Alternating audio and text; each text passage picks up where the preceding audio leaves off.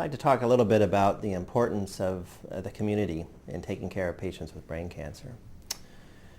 And specifically, I talk about the importance of keeping patients in their community. You know, when you're fighting brain cancer, your health is very important. And by this I mean your total health. You have doctors in the community that take care of patients on a regular basis, and patients want to stay with their regular doctor. It's because those doctors know them best. It's because they're comfortable with those doctors. They feel as though the local doctors know about them and about their family and about their community. I think that patients do better by staying in their community, and that's supported by the fact that simply by reducing the number of doctors that are involved at multiple centers, you certainly reduce the possibility of delays or miscommunications in care. So it's very important to me when I set up the Alliance and thinking about what's best for patients that we came up with a plan of how we could bring all of these advanced treatments into the community setting.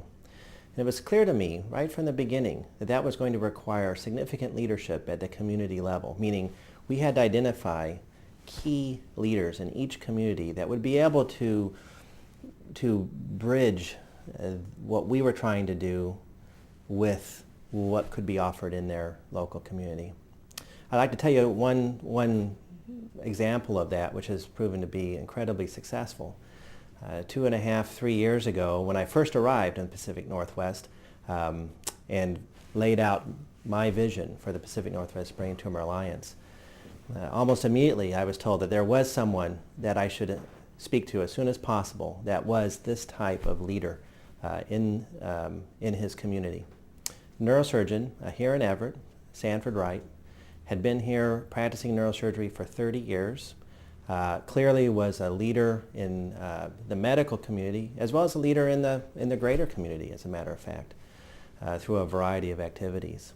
So I came up and met with Everett. He is has the Everett Neurological Center. It's based in the what's known as the Hartley Mansion, a beautiful old home here in Rucker Avenue. And I walked up to this place and sat down with him and shared with him my vision for helping these patients. Now, he's been doing neurosurgery for 30 years. He's taken care of every neurosurgical problem that can be imagined that can happen in the community.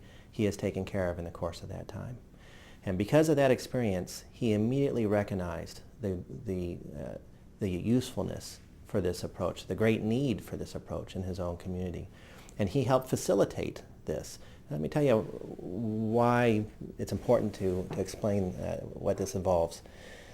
Any change in medicine is hard.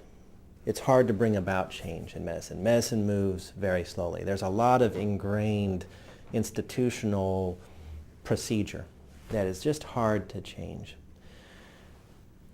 Having someone like Sanford help with that was critical. In fact, within just a few weeks of that conversation, I was sitting in the office of who is now the Chief Executive Officer of Providence Everett Medical Center.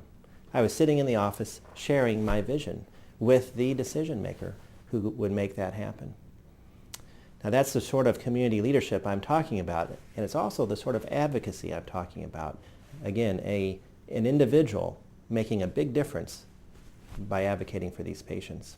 And it was through those early conversations now we're talking 2.5 years ago, that the idea behind a center for brain cancer treatment right here in Everett was born. It's called the Providence Cranial Care Clinic. But it's a place where if you have brain cancer, you can go and know that you will have access to all of the latest treatments that are currently available. And it was out of those conversations 2.5 years ago that a plan developed, which has led to the creation of the Providence Everett Medical Center Cranial Care Clinic right here at the Hartley Mansion, and the Cranial Care Program, which is based at the hospital. Now this is an integrated program, and I just want to take a few minutes to explain why it's such a special thing. What you have here is true teamwork. You have the leader of neurosurgery in the community, based here at the Everett Neurological Center, working in partnership with the cancer doctors over at the Providence Regional Cancer Partnership, all focused on bringing the latest care to these patients. This is extraordinary. It takes leadership, it takes advocacy, it takes resources, which is supplied by all the parties involved, but mostly it takes teamwork and recognition that these patients need this level of service. It's a great example of why leadership is so important in advocating for these patients, and why having a community leader like Sanford Wright is so vital to the success of this mission. What we intend to do now is raise awareness in the community, and because of Sanford's ability to go out into the community to other leaders in the community, we're able to raise that awareness through speaking to various organizations such as the Rotary Club, as well as having events such as the Frontiers in Brain Tumor Research, where we were able to bring together 200 of the community leaders together to hear Dr. Leroy Hood speak about advances in science in the support of brain cancer treatments. These are the sorts of activities that bring great hope to my patients.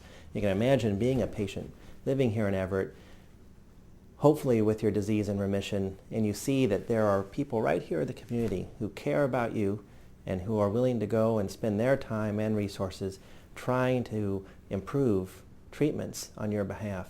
That brings them great hope, and again, that gives them a sense of well-being, that something is being done.